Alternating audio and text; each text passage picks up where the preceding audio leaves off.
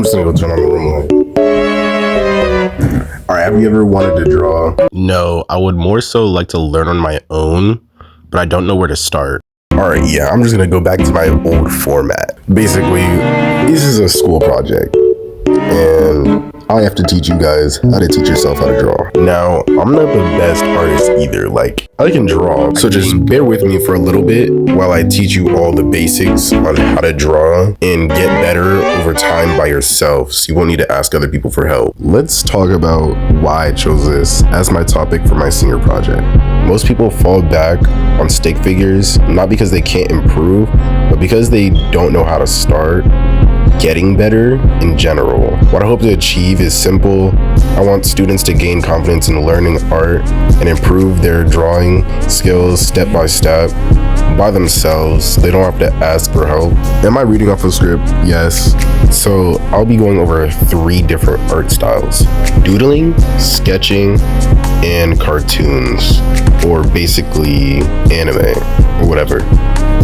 What I will not be going over is realism. Overall, realism would just complicate things in the video, although stuff like you see in the background like right now could help you with it. So yes, some things in the video could help you get started with realism. Okay, so now that all the topics and explanations are out of the way, let's get straight back into doodling. So doodling it's kind of hard to explain. Doodling is one of the simplest forms of drawing. It's when you draw random shapes, lines, or patterns without really planning it ahead of time. A lot of people doodle without even realizing it, like when you're bored in class or on the phone. It's basically just drawing with an absence of thought. Doodling has actually been around for a very long time. Even in ancient times, people made small sketches and marks in the margins of books and documents. During the Middle Ages, scribes would draw little designs and figures in manuscripts while copying text. Later on, doodling became common in notebooks, especially as paper became more available. The word doodle itself became popular in the 17th century, meaning something simple or foolish. But over time, people realized doodling isn't pointless. It can actually help with creativity and focus.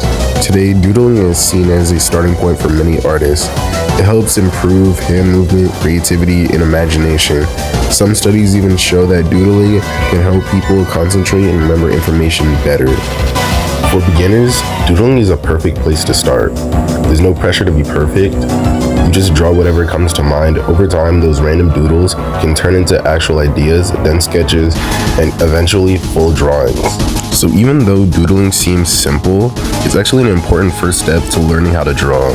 It builds the foundation for everything that comes next. So now, how do you get better at doodling? Well, you actually don't.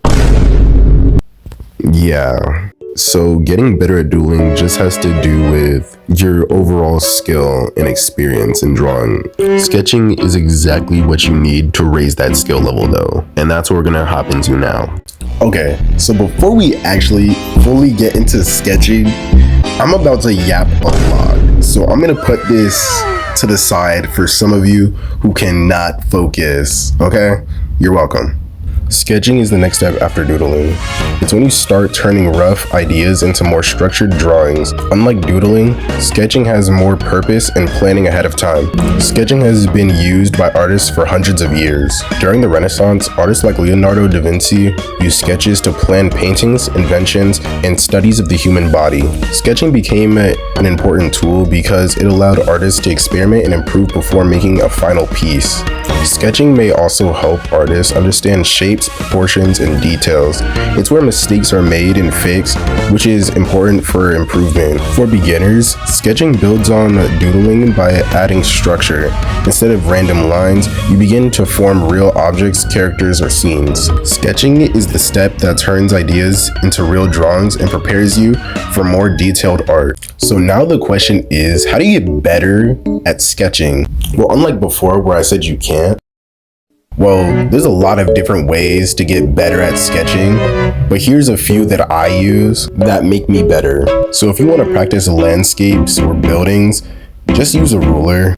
Like, I'm so serious, just use a ruler. But if you want to draw people, you can just stare at people. There's anatomy, you can search up poses, clothes. Anything to do with the human body is basically fair game. So now that I'm done yapping about doodling and sketching, my first two topics, we can now get into cartooning. Cartooning is when drawing becomes more detailed, expressive, and stylized. It focuses on characters, emotions, and storytelling.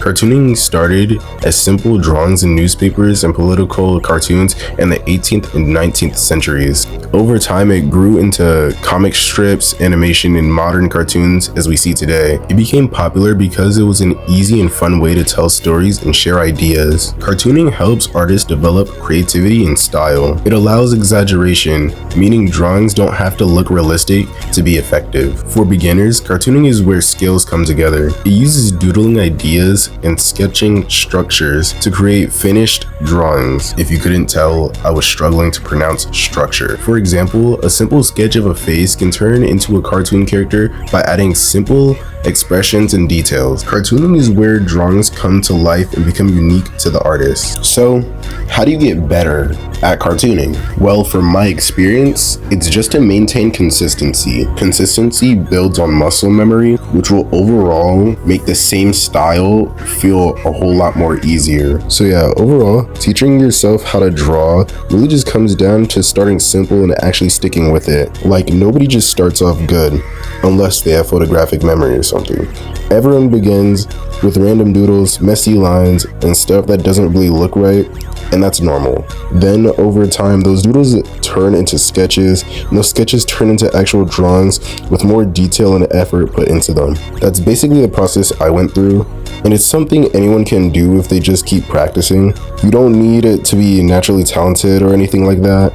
You just need to be consistent and not give up just because something doesn't look good at first. Also, don't be afraid to mess up, because messing up is literally how you improve. Every bad drawing teaches you something, even if you don't notice it right away. And eventually, once you get comfortable, you stop copying or just following steps, and you start making your own style and doing your own thing. So yeah, if you're trying to learn, just start simple, keep going, and trust the process. Because every good artist you see now started the exact same way, just figuring it out what they want.